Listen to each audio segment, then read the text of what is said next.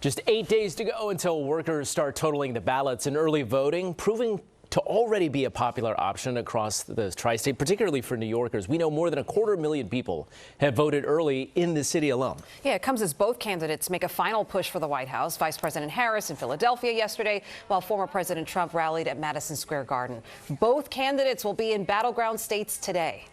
I've been seeing a lot of those I voted stickers, right? They're popping up out there. And our Eyewitness News reporter, Phil Taitt, live inside a polling location this morning on the Upper West Side. Phil, looks like it's busy there. Yep, it's day 3 of early voting and the polls are open right now. We're here at the Museum of Natural History. Many voters are making their way right through there. They come and they're greeted by a few poll workers and they come down this line. They're greeted by this gentleman right here and then they're directed as to where they are to go next. Now, this is the final stretch of the race. Both of these candidates that many of them are voting for are not going down without a fight. Vice President Harris, former President Donald Trump on the campaign trail trying to drum up as much support from voters as the countdown is on to Election Day. Now, Harris and Trump both in front of large crowds making their final case to voters in this home stretch of the race to the White House. It was a homecoming of sorts for Trump in his home state of New York, packing out Madison Square Garden to the brim. His close allies taking to the stage. Meantime, Harris is in the battleground state of Pennsylvania, making several stops in the city of brotherly love. Now, both candidates not mincing words with so much on the line and Election Day right around the corner.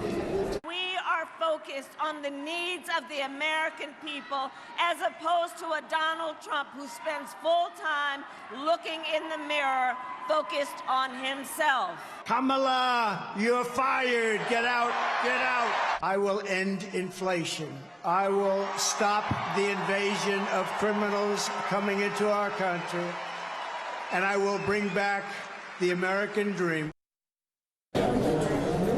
While the countdown is on to Election Day, early voting got underway on Saturday. Now, across the 5 boroughs, for those who have already showed up to the polls, more than 70,000 in both Brooklyn and Manhattan.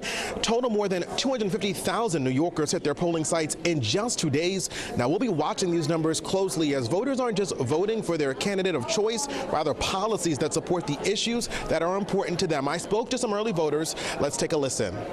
It's very important that we have the ability to speak our voices and vote for what we believe in as a country and stay united to have a single voice. I'm a naturalized citizen. It's the second time I'm voting, and I think it's a very important one. I want to get it out of the way, and I have a busy schedule. I don't want to spend too much time in line.